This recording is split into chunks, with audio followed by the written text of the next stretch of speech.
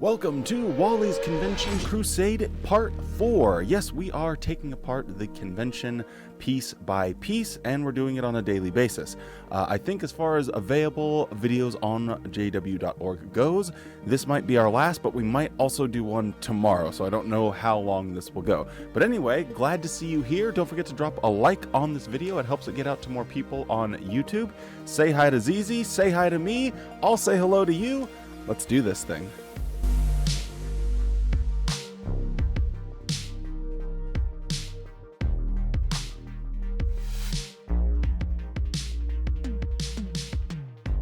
There is an ongoing need for volunteers at Bethel and on theocratic construction projects.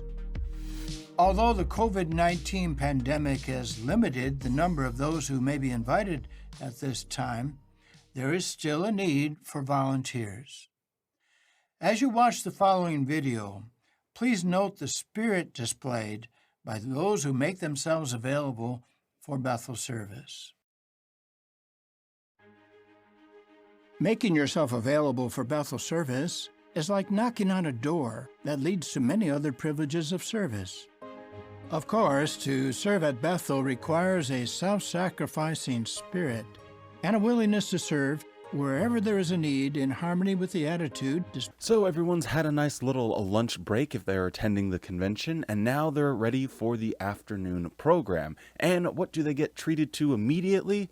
Yes, let's talk about how you can do more free work for Watchtower. You can give up your entire youth, the best years of your life, and you can do that by wrapping cult propaganda up in boxes and shipping it around the world. Also, if anyone knows this guy here, I'll put him on screen, I swear I know who it is, and the internet always knows who Bethelites are or people that are on these videos, so I'm sure. But if anyone knows who this is, it's driving me crazy. So please just comment down below and be like, yeah, I know that guy, it's this, and don't troll me. And a willingness to serve wherever there is a need in harmony with the attitude displayed by the prophet Isaiah at Isaiah 6:8. Then I heard the voice of Jehovah saying, "Whom shall I send? And who will go for us?" And I said, "Here I am, send me." When Isaiah learned about an opportunity to do more in Jehovah's service, he responded eagerly, even though he did not know exactly what he was going to be assigned to do. It was enough for him to know that Jehovah was extending an invitation to serve in a special way, and Isaiah wanted to volunteer. The same spirit is shown by Bethel family members worldwide. The only difference here is that Isaiah, if we're to believe the stories in the Bible, was called upon by God himself. He had these visions, these interactions, these supernatural phenomena happening to him that compelled him to do his work. And yet, when Watchtower is making these pleas, these calls to action for people to come to Bethel, it's Watchtower calling them, and yet they still just slide it right in there. We can accept the invitation from Jehovah. It's an invitation from Jehovah. And it's unbelievable to me that they still deny that they don't speak for God.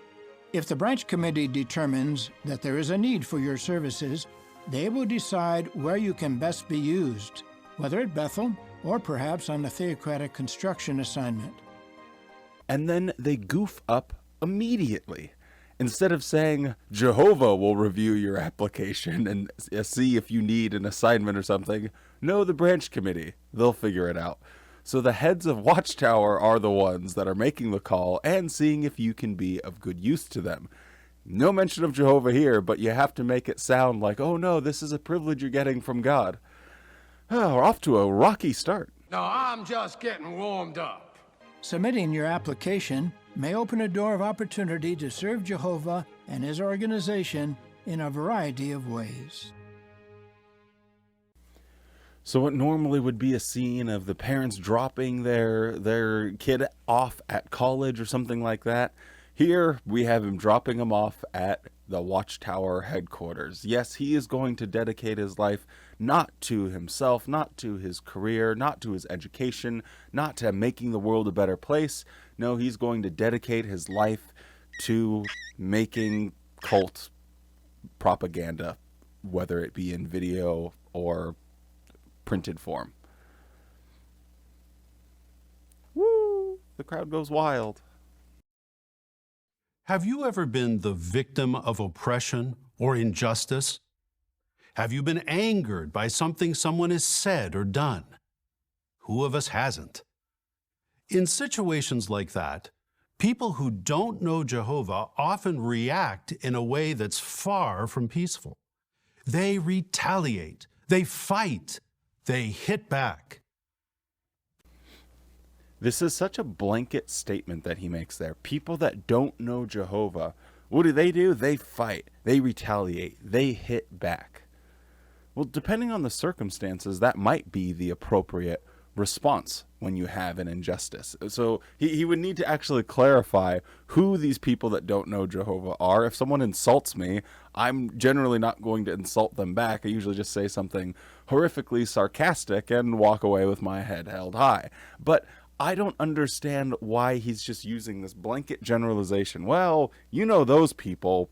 I mean, I don't talk to them. I don't interact with them at all. But I just assume that's what worldly people do. Well, why don't you go find out? So we are getting into the dramatic Bible reading, and what I mean by getting into it is generally skipping over most of it, because if you guys remember, the dramatic Bible reading was something they introduced. Basically, they just read a section of the Bible, but add some sound effects. This one, they give us the opportunity to see how they make pizza at Bethel, and how they can see that they are being led by God because of their pizza making skills. If that doesn't make sense, it will shortly. Yep, 2 doughs on the ground. That's a classic. That's not easy to do. But just so you know, the dramatic Bible reading is 33 minutes long, and we're going to try and condense that down to probably like 5 minutes. So it's talking about Jacob, Esau, and pursuing peace. I'm pretty sure I could say just that, and you guys could fill in the blanks yourself and wouldn't need a 33-minute demonstration with some sound effects in it. So anyway, let's get in to see how they make pizza and move right along. Because the bigger it gets, the harder it is. There's no doubt about it. The Philistines, motivated by envy, stop up all the wells that Abraham had dug, and the king asks Isaac to move from the neighborhood. Isaac now has a decision to make. Perhaps some encourage him to stay put. Think about how they might have reasoned. You've done nothing wrong, Isaac. Jehovah told you that you and your offspring would possess the land. You have nothing to fear. You have many servants, and they're stronger than the Philistines. So credit where credit's due, I think this effect is pretty darn cool. I think that the splashing of the flour, hopefully the pizza don't make sense now, the splashing of the flour and it becomes the picture, I think that is a really cool idea. I think visually it looks really cool and it's interesting, but it's not interesting enough to make this unwatchably boring. So if you want to see what they have to say about this account of Jacob, Esau, and Isaac, be my guest. That's all you. But I'm guessing most people are just going to fall asleep. Jacob has a twin brother, Esau. Of the two, Esau is born first. But Jehovah foretells that, contrary to custom, the older Esau will serve his younger brother. Jehovah foresees what kind of personalities they'll develop. And he knows that Esau will have little appreciation for spiritual matters. Yes, God can peer into your mother's uterus and see who you are going to be. He can measure your spirituality. And yet somehow they deny this concept of predestination. Or I guess it's just, well, I knew it, and I'm the one that set everything in motion, but I'm not determining what is actually happening in the world. It's a very confusing sort of stance that they take. God knows everything, past and in the future, but sometimes he chooses not to know things or not. It's very, very, very odd. But anyway, I just thought I would throw that in there, that when they're talking about this prophecy, they're always invoking this concept that God already knows what kind of person you're going to be. So God already knew when I was just the size of a little mung bean that I was going to be an apostate. And yet he allowed me to serve in congregations. I don't get it. Jacob has reason to be upset. He had arranged with Laban to work 7 years for Rachel. At the end of the 7 years, a wedding feast is arranged. But the heavily veiled woman brought into him is not Rachel, it's Leah. Imagine how shocked Jacob must have been. Instead of admitting to his deceit, Laban gives an excuse. What thoughts come to Jacob's mind? Does he consider that Jehovah might be working out his promise to make Jacob's offspring plentiful, like the dust particles of the earth? We don't know. As it turns out, Leah bears him 6 sons, including Levi and Judah, family heads of the 2 most honored tribes of Israel.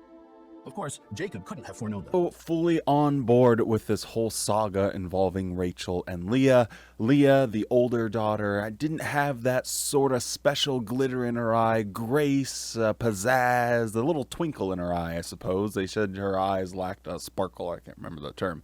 And so he strikes up a deal with their father, I think Laban is his name, and it is, hey, you serve me for 7 years and I'll give you my daughter. What? So that's already pretty disturbing. So then the guy serves the 7 years and he's like, oh, finally, okay. Now can I finally have my wife that I've worked so hard for? And they're like, yeah, well, first we got to throw a big party. So they throw a big party and it doesn't really describe the matter that or how it all goes down, but apparently Laban hits him with the old razzle dazzle and hits him with the old switcheroo and switches out Rachel for Leah. And he spends the night with her and doesn't realize that he's slept with the older one that he didn't find attractive at all. So he had sex with someone that he didn't know and didn't find attractive, apparently. And then he only realized it in the morning. It's like, well, crap, now what am I going to do? So he strikes up another deal that he's going to serve for another 7 years in order to finally get his bride. A really kooky, crazy story. I am glad that this never happened. When Laban learns of this, he is furious. He chases and catches up with Jacob. This is a dangerous situation, one that can easily turn violent. Possibly it's morning, and the air is cool. There are the sounds and smells of animals, sheep, donkeys, camels. There are many.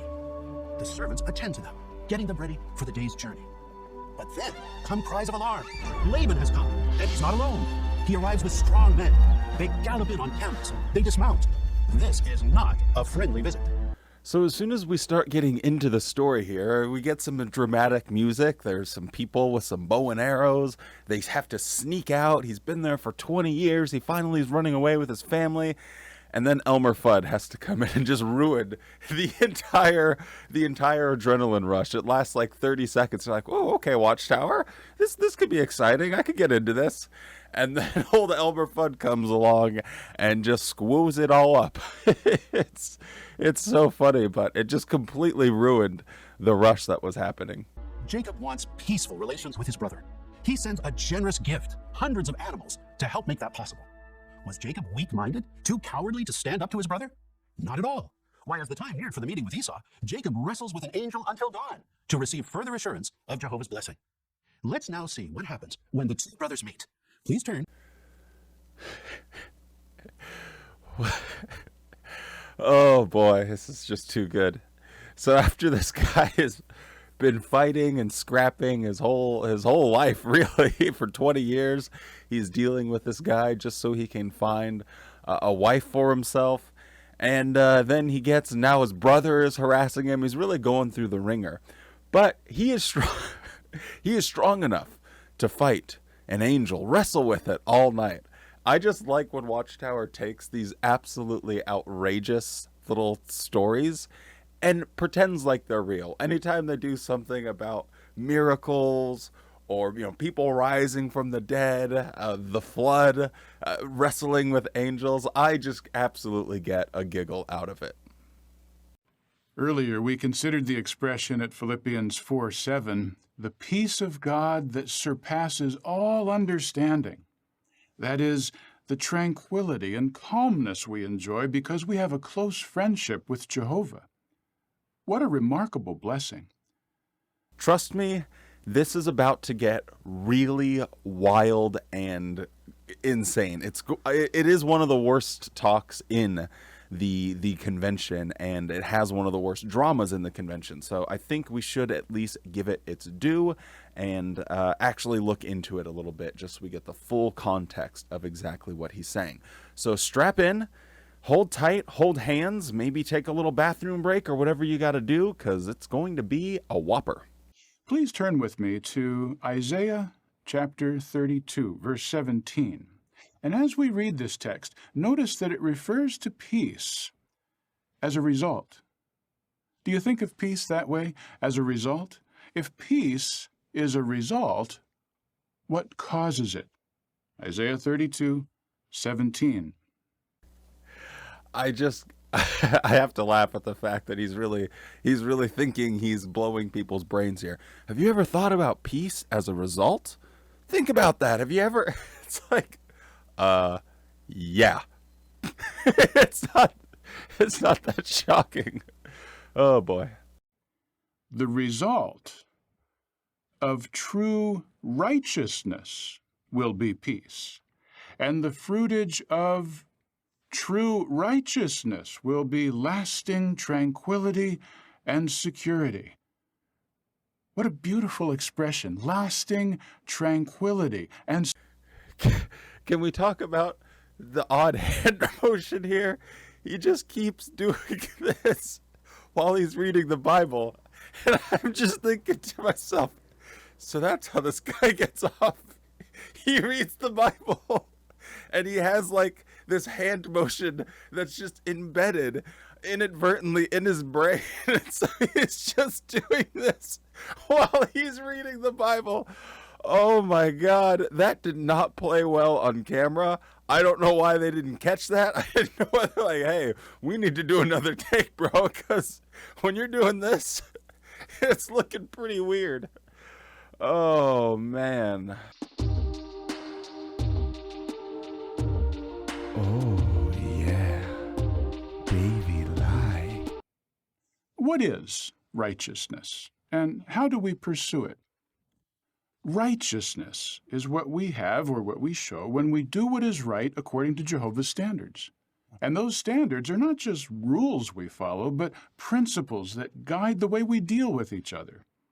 Anyone that is a serious EXJW and has read the old Elders book or the Service Department Manual, which I think that was released, that was like 5 years ago. But anyway, he's just wrong here. They have an incredible amount of rules that they follow. This concept of free will and principles and, well, no, you're really making a choice is absolute kiss my ass. I don't care what you're saying. You're just wrong. And it's funny that he's like, and they're not just these rules, but they're these principles, because he seems to be convinced that they are just principles. Yet anyone on the outside would look at it and be like, no, this is a ridiculous set of rules guiding every single aspect of a person's life. No matter what they're doing, Jehovah's Witnesses have come up with a rule for it.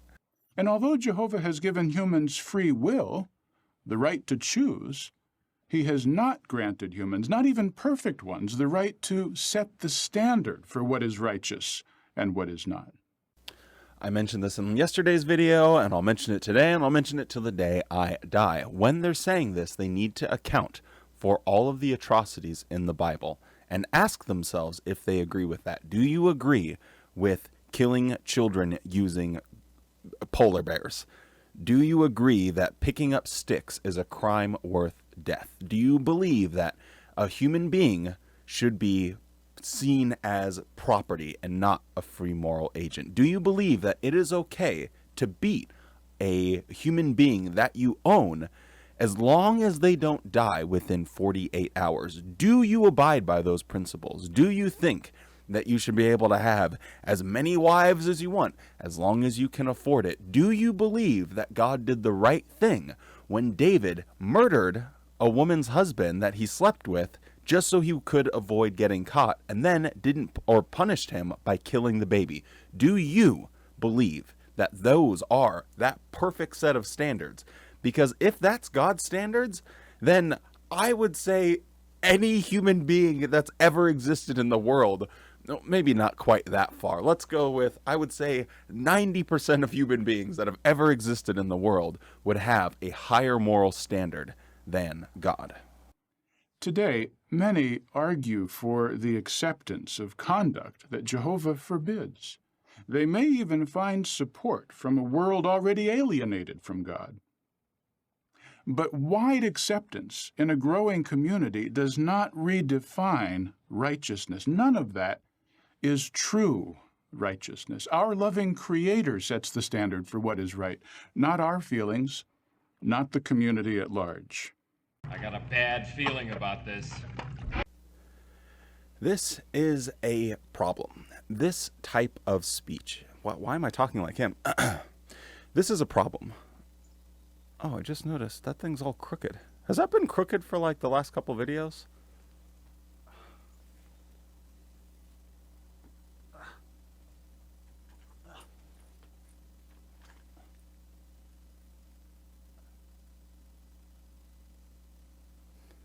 Boom, clutch. Clutch crutch, that's what we call that move. Okay. I don't feel like doing another take. So this is a really big problem within our society and in our communities, as he said, when we don't factor in human well-being. Is this rule, is this law going to contribute to human well-being, or is it not going to contribute to human well-being? And if it's not going to, then why are we doing it? What's the actual purpose? Is it an ideology? Well, where does the ideology come from? And this type of nonsensical thinking where it's like, well, it says it in the Bible.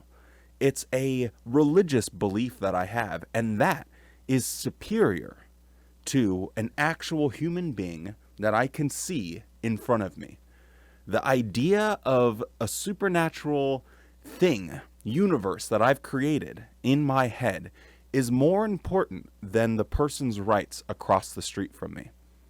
This is a really dangerous way of arguing, and it leads to horrible, horrible situations in our world. And slowly and slowly and slowly, and sometimes we take steps backward, which is really unfortunate, but we try and make progress. It's a slow process, but the more of this type of speech that we hear, it's not going to change anything. It's like when I mentioned in yesterday's episode about the segregation. Their attitude that they're taking about just going along with it isn't going to help. You can't just say, well, God loves everybody, and so you're somebody, so, I love you, even though I don't want you in my congregation. I don't want to be seen with you out in the ministry. And even some violence and Kingdom Hall burnings went down because people didn't want to integrate. I just find this type of speech really, really annoying and counterproductive to going somewhere with human society. Remember your last trip to the beach? As you stood there on the shore, or perhaps on a high hill overlooking the ocean, watching the waves roll in, one after the other, just as they have for thousands of years, could you feel a sense of constancy?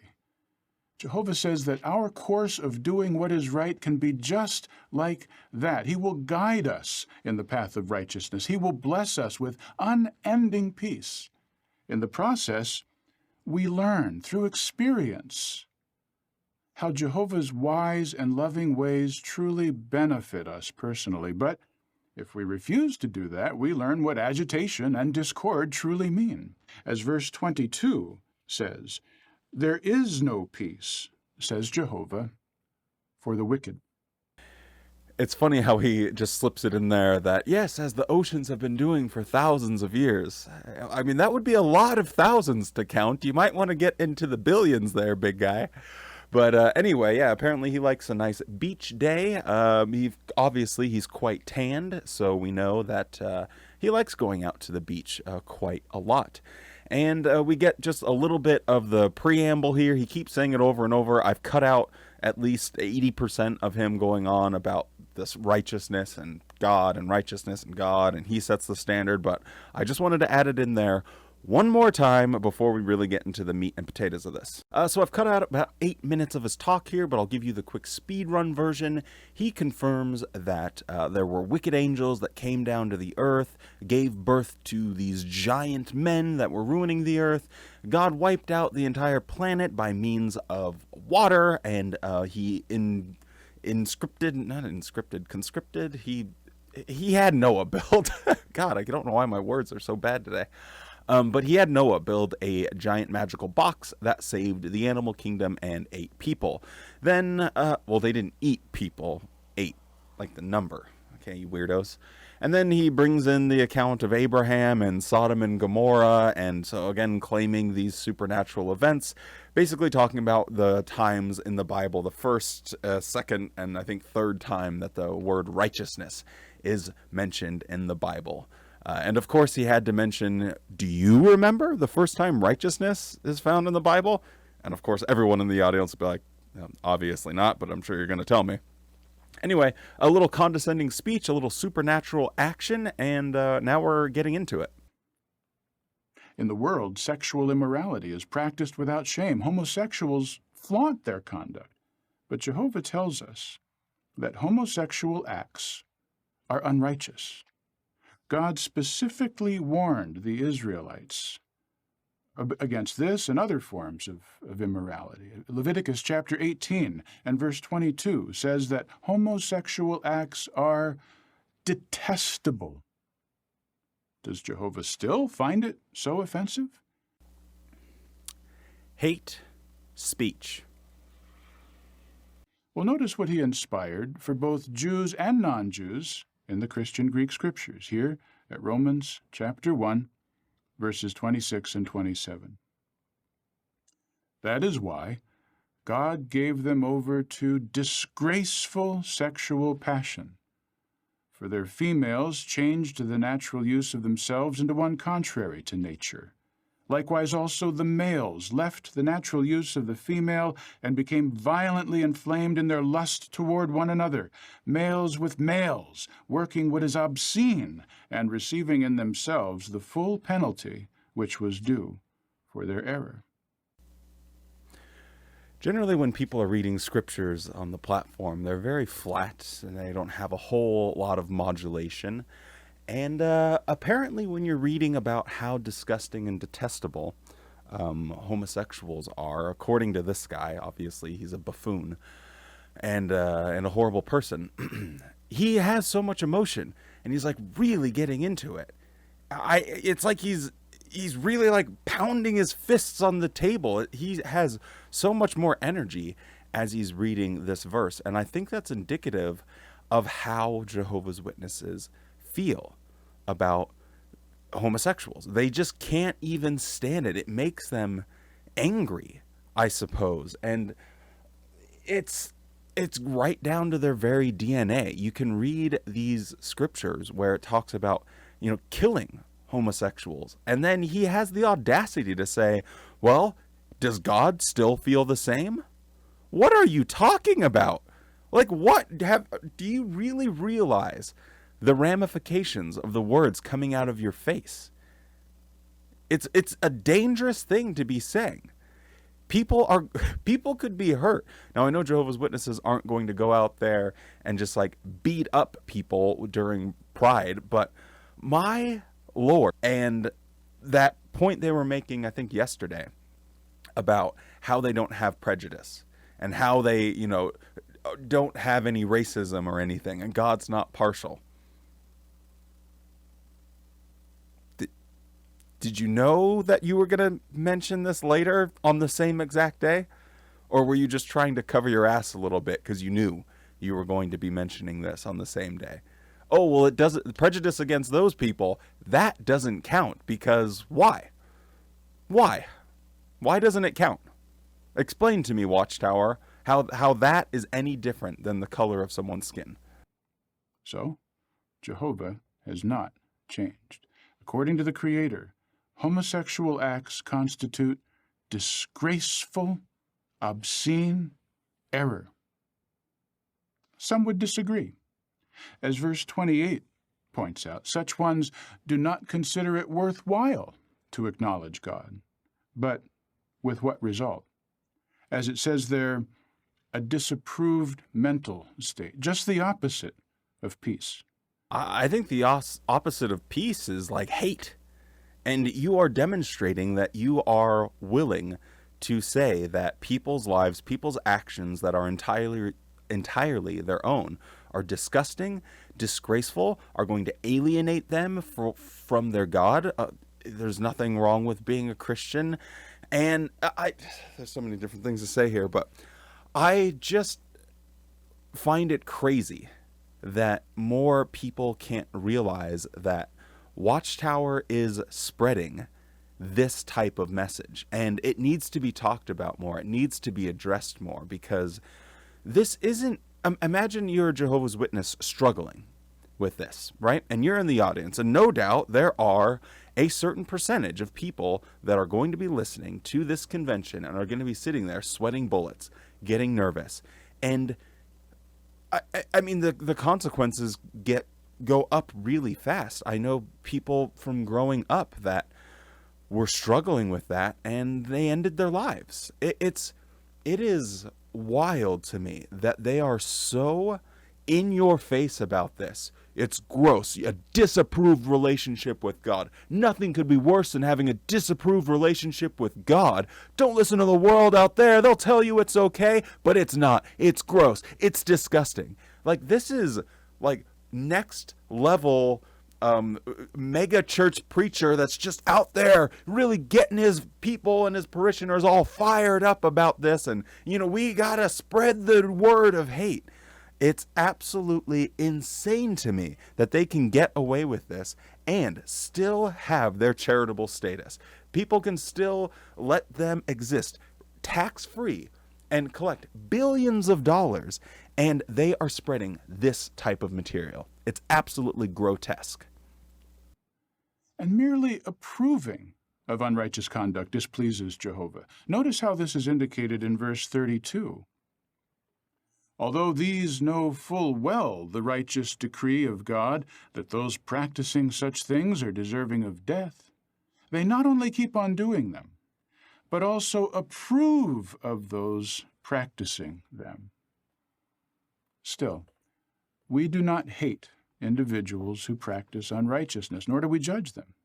On the contrary, we share the good news with them. We remember that we were all born with the same infirmities and have the same sinful tendencies. But no, you dipshit. You are spreading a message of hate. You literally just called it disgusting, detestable. You're reading from a book that says kill them and that God's standards haven't changed. And you approve of God's standards, which means you approve of killing someone for their sexuality. And you call that, no, we don't hate them. We just think it's okay that, you know, there was a time when God said it was okay to kill people for their sexuality. Yeah, no, I mean, we don't hate them, but it's fine that they die. It is, whew, it's too hot in here, so I can't light the candle. And no, you weren't born exactly the same, with the same infirmities or the same sinful tendencies. You were not. People are not all born the exact same, you moron. Like, what are you even saying? You have no idea what you're talking about, and yet you speak with such authority as to translate the word of God and give its message to human society. This guy really needs to just go crawl in a hole and never be heard from again. we also have the same inherent spiritual need, and thus we recognize that others can have the same peace, the same privileges, and the same prospects we enjoy if they pay attention to Jehovah.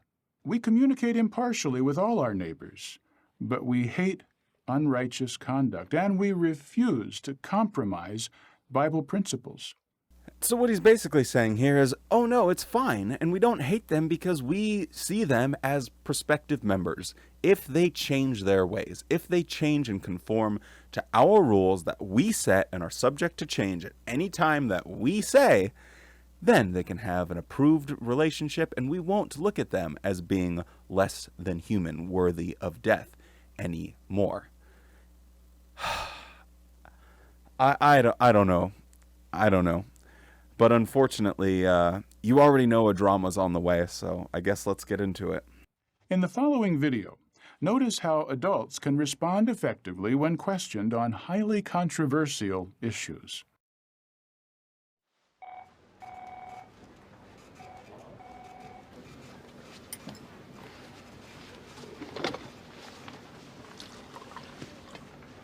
There you are.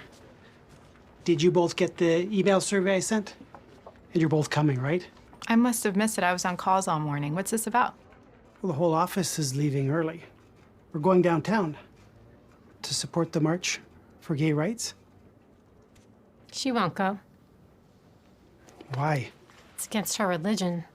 Some of her people came by my house, and when I asked, they said your church won't support gay marriage. Irene? It's true. As Jehovah's Witnesses, we hold to the Bible standard on marriage, which is only between a man and a woman. And we remain politically neutral. That's such ignorant thinking.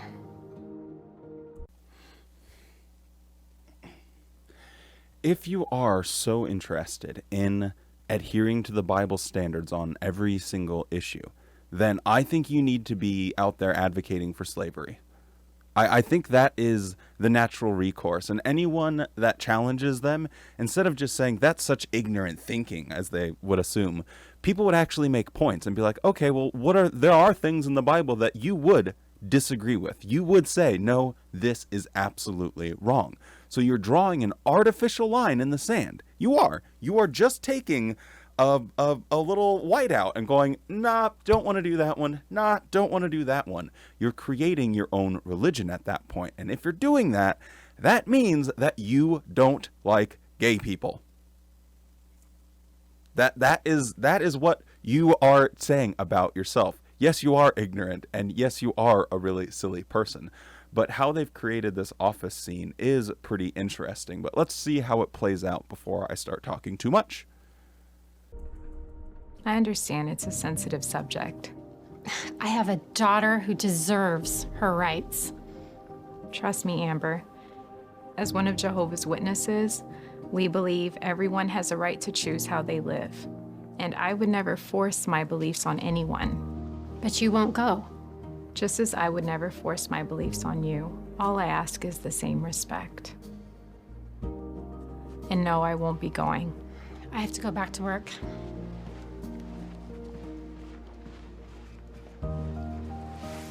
Look, obviously, Irene, I don't agree with your perspective.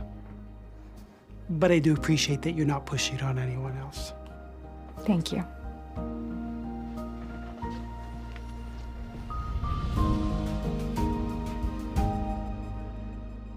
Bullshit, bullshit, bullshit, bullshit.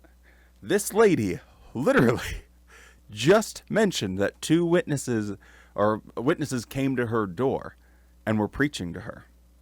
Okay, so what is their goal of preaching? To share the good news. Okay, well, what's the goal of their preaching? Well, to get them to become Jehovah's Witnesses. And once they become a Jehovah's Witness, what will they have to do? Have a zero tolerance for gay people. How is that not forcing your beliefs on other people? What are we watching? What are we watching where a Jehovah's Witness can sit there and say, hey, I don't force my beliefs on you, don't force your beliefs on me, but I'll see you on Saturday morning when I come and knock on your door to force my beliefs on you. Huh? Oh, not forcing, we're sharing. And then I mentioned earlier how there's definitely gay people in the audience watching this. Why does sometimes my autofocus gets all weird. Anyway, there are definitely gay people in the audience that are watching this, and how can you say you're not forcing your beliefs on them? Because if they want to be happy, if they want to be true to themselves, if they want to stick to who they are going to be shunned. Because as I said, they have a zero tolerance for that. Zero. I mean, I think this is the same lady that was the mom from the earlier dramas, right? I'm bad with faces. But I think Irene is the same lady. Anyway, we've already seen her reasoning skills when it comes to handling her children's lives, and now we can see how stupid she's being when she's handling this matter. And the lady has passion behind her eyes. I believe that my daughter should have rights. Hey, I agree with you. Your daughter should have rights. Do you believe my daughter should have rights? Well, I think you shouldn't be gay, and I don't take any stance on political things, so no, I don't care if your daughter has rights or not. I wish she would have said that. That would have been a more honest answer. You know, frankly, I don't care. Everyone's gonna die at Armageddon soon. You, all these coworkers, because you're not trusting and believing in Jehovah. So, I mean, you guys are gonna die in a few years anyway. So, I honestly just don't care. In contrast with the majority of mankind who are divided, true Christians are united. We loyally support Jehovah's right to rule. We don't set the standards, and we're not trying to solve the world's problems on our own. We fully support God's kingdom. Now, as we observed in the video, moral and political issues might be brought up in the workplace. But more often, our young ones, even very young ones, are confronted with these same topics. How will they respond? Are your young ones ready? So Dobby here is just adding on to Wally's irritation. Yes, we need to start indoctrinating our very young ones. Our very young ones need to be aware of what their stance is. They need to know what to think about these things. They cannot form their own opinion. They can't look at outside information. They can't look at objective sources. No, you need to trap them in our thinking as soon as humanly possible. As soon as they can absorb information, teach them that it's bad to be gay. It's icky, yucky, and you'll die at Armageddon if you are, so don't do it. Great discussion today, everyone. Remember, midterms are this Friday. No excuses. That includes you, Jordan. You were noticeably silent during our discussion today, Olivia. I was. I guess I just didn't have much to say. Aren't you concerned about gay rights? Well, it seems like a political issue, and I stay neutral when it comes to political stuff. But it's not a political issue. This is a human rights issue. Hey, Mr. Dallas, she's like crazy religious. Hey, there's nothing wrong with that. No, you don't understand. Jehovah's Witnesses hate everybody that isn't straight. That's not true. We don't hate anyone. So James Earl Jones here is having a group discussion about human rights, and Olivia is noticeably quiet about the whole situation. Obviously, this is staged because she would have gotten out of that classroom as soon as that bell rang, because she would want to get the hell out of there because something like this could come up. Now, when he's like, hey, easy there, there's nothing wrong with being religious, he's actually trying to be balanced. And when they're like, no, I mean, they hate anyone that's not straight. That's not true. We don't hate people. We just believe that God's standards are the ones that need to be taken into consideration. God's standards are righteous. God's standards are perfect, including the standard at Leviticus 20:13 that says if a man lies with a male as with a woman, both of them have committed an abomination. They shall surely be put to death. Their blood is upon them. I mean, we don't hate them, but we just think God's standards, and God's standards are killing them, is perfect. How is that not hating them? How is not support? I mean, maybe you don't have to necessarily support someone to not hate them, but they are not neutral on the subject. Being neutral would be saying, we don't care either way. That is neutrality. Either way, it's fine with me. I don't care. That would make sense. So they're not neutral. They do take a side on the argument, and they say, no, it's wrong. It's bad. And what is the reason that they are being accused of hating people? It's because you are hating someone because of how they identify themselves. Congratulations. You're making a speed run case for being the most delusional organization in the world. Jehovah's Witnesses hate everybody that isn't straight. That's not true. We don't hate anyone. I've spoken with your people before. They seem big on equality. We are. The Bible says God isn't partial, so we believe that everyone should be treated fairly. Good. So I assume you have gay members in your church? No, we don't.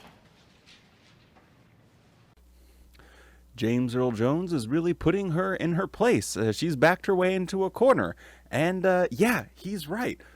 So I assume then if you guys believe in equality and believe in human rights, then surely you have gay members in your church, right? Well, no. What do you think will happen to gay people? They're going to die at Armageddon. Why?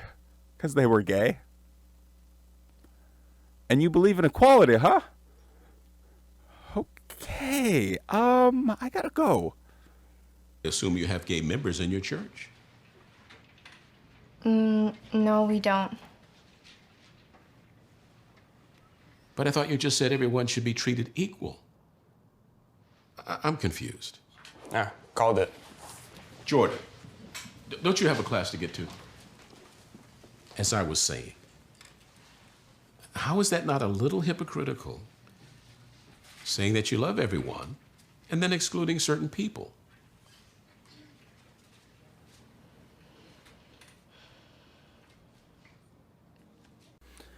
This long pause feels an eternity. It just is absolutely painful. I just wanted to zoom in real quick because apparently if you're going to be on the JW broadcasting and you are a man, you need to have some gold and a pinky ring. So I'll just zoom in right here and, well, I'm not doing it now, but I'll do it later. And I'll zoom in right here and just notice, hey, look, he's taking after his pals and he's got the gold and the pinky ring. So he's part of the Masonic Club, no doubt.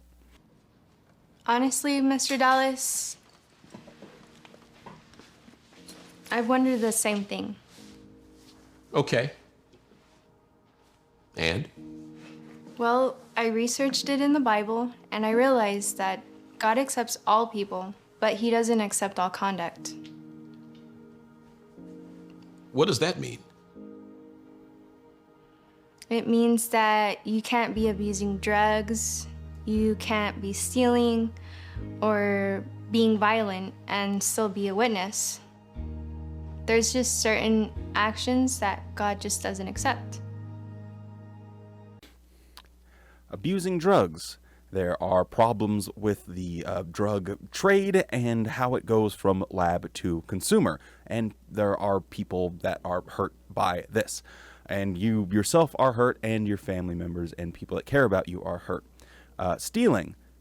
I don't think I have to say that directly affects someone else. Being violent. I suppose this would be violent without some sort of righteous cause, but yeah, violence directly is negative towards other people. So the three things that she mentioned here can be directly related to human suffering. Well, no, tie how being yourself is hurting other people. Tell me how that affects you in any way. It doesn't. It just doesn't. There's not a one-to-one comparison other than you don't like it. That is why it's not allowed, because you don't like it. Ay. And again, I have to bring it up again. There are things in the Bible that they wouldn't agree with. There are things in the Bible that they would just be like, yeah, well, that was in the Old Testament. We don't really believe that anymore. It's so shameful. Absolutely shameful. Including how someone expresses their sexuality? In some cases, yes. We follow God's standards, not having sex without being married. Well, if that's how you feel, that's your right. Personally, it seems a tad archaic to me, but to each their own.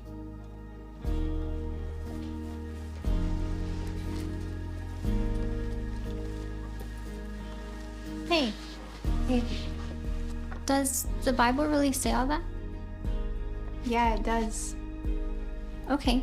Maybe you could show me sometime. Yeah, for sure. Awesome. The Bible says that we can't be gay. The Bible says we can't do drugs. The Bible says we can't drink. The Bible says we can't have sex. Damn, girl, can you show me some of that? That sounds like a good-ass time. Hell yeah, sign me up. This is so unrealistic. This is so out of touch with reality.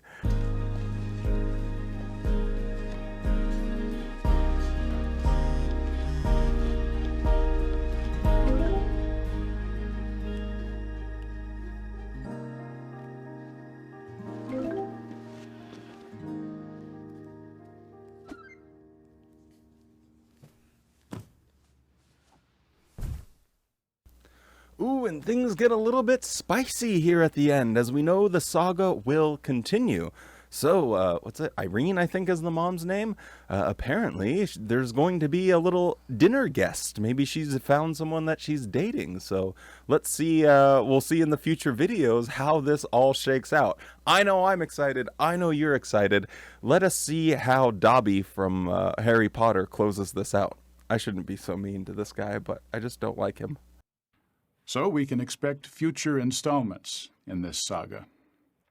But did you notice how Olivia was able to defend Jehovah's righteous standards? She kept her peaceful spirit, didn't she? She acknowledged that she had the same question as the teacher, but she had done further research on the subject.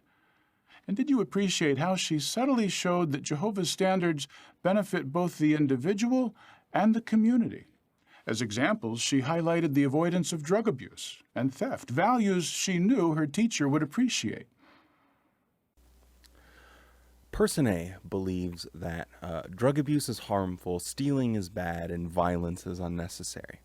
Person B believes that stealing is bad, drug abuse is harmful, and violence is unnecessary, and also believes and trains their children to think that anyone that is not a straight person is automatically in line to be destroyed at an incoming global war of supernatural forces versus mankind, and they will die. Now, would you say, well, I mean, at least they think that violence is unnecessary and that stealing is bad? I don't think anyone's saying that, because we evaluate things on an individual basis. Yes, yeah, cool. Stealing, bad. Yeah, I'm with you there. But that doesn't mean that all of a sudden you're in the clear to be some shitty person. It's just bad arguing. Parents, are your young ones able to explain why we do or don't do certain things? Do you know how your children really feel about Jehovah's standards? Are they obedient simply to avoid making you mad? If so, will that truly be enough? Encourage your young ones to prove to themselves why Jehovah's standards are wise. Help them to see how they can explain their choice to live by Jehovah's standards. Teach them how to resist pressure to follow the world. Yeah, so you're assuming here that the kids have a choice, but they don't. The kids here that are born into these Jehovah's Witness households, there is no choice. You are going to meetings. You are going to read the Bible. You are going in the ministry. You are getting up on stage and giving presentations. You are just by default going to be doing these things. And if you don't get baptized, well then, hey, you're really no son or daughter of mine, is the attitude of a lot of witnesses on the more radical spectrum. And just to make their parents happy, as kids do, most get baptized by the time they reach like 14. And then they get baptized and boom. Well, they've made their choice now, and they're baptizing kids as young, I think as we've heard, 7 years old or 8 years old. I can't remember exactly, but I think it was in the Gilead graduation. But as young as 7 or 8 years old, they're baptizing them and be like, well, they made their choice. You made your bed, now you gotta lie in it. Like, this is some serious stuff that we're talking about, because this is harming people. This is teaching them and instructing them to be horrible people and letting them go out there in society and say bad things. I mean, they're not going and protesting against, but that doesn't necessarily mean that they're just in the clear. Sometimes doing nothing is pretty bad. We are so thankful that even during these critical times, hard to deal with, we can enjoy the inner peace that Jehovah gives to the righteous. But let's remind ourselves of what Jehovah promises to bring about once Satan's unrighteous system is removed. Turn with me, please, to Psalm 37. Well, I guess we always know where these talks end up. Yes, I've been saying it the whole time. They are just waiting for Armageddon. Once Satan's wicked system is removed, they are constructing their entire lives. They're predicating all of their actions and behavior on the idea that all of these wicked people, these unrighteous people as he's identified, are going to be destroyed in the very near future at Armageddon. This has been one of the worst, absolute worst talks that we've heard so far in the convention. So I guess we'll see if it gets any gnarlier. But this ends Friday. We did it. We did it together. So I hope you enjoyed Wally's Convention Crusade. We will be back when they release the Saturday program. So I hope you're looking forward to that. And yeah, let me know down in the comments if you enjoy doing the every day releasing a video, or if it was a little bit too much. It was a little bit of work, but you know what? I'm here for it. I'm here for the team. I'm here for the squad. So I hope you guys are having a wonderful day. Enjoy your weekend. And I will see you next time.